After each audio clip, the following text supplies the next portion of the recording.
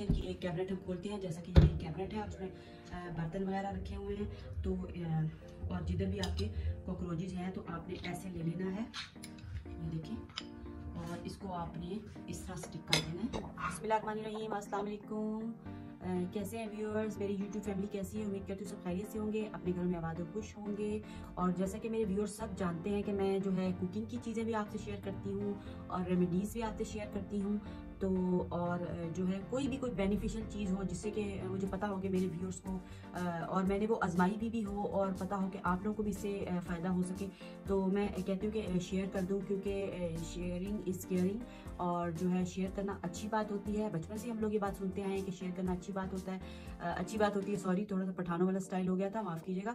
तो अच्छी बात होता है, तो अच्छी बात होती है। तो इसलिए मैंने सोचा कि ये रेमेडी भी आपसे क्यों ना शेयर की जाए, क्योंकि इसके इतने फ़ायदे हैं कि आपने खुश हो जाना है। मेरी बहनें जो कि बहुत ही परेशान हैं और किचन में जाने से कतराती हैं और उनको एक चीज़ ने बहुत ही परेशान किया हुआ है और वो अपने मुख्तलिफ चीज़ें यूज़ कर चुकी हैं और उनको उस चीज़ से फ़ायदा भी नहीं हुआ। और जो मेरी बहनें जो हैं मायूस हो चुकी हैं, उनके लिए ये जो है रेमेडी कह लूँ या एक टोटका कह लें चले, बहुत ही फ़ायदेमंद होने वाला है।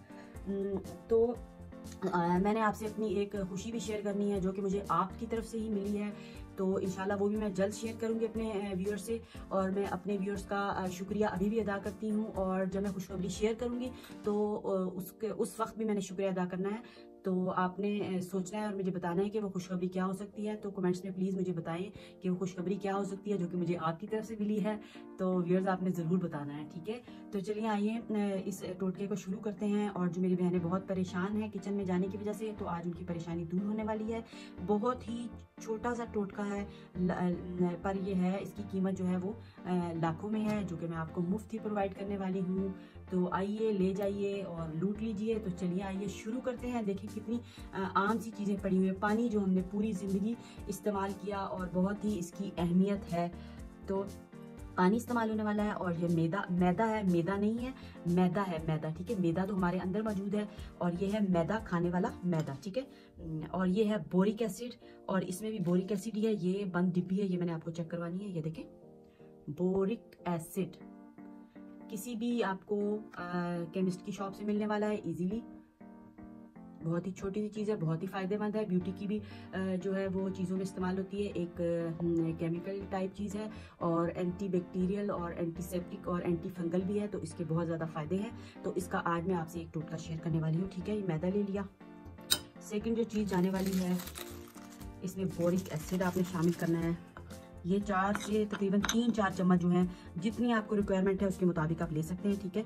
और ये 2 चम्मच इसमें मैं बोरिक एसिड के शामिल कर रही हूँ। ये बोरिक एसिड चला गया, ठीक है?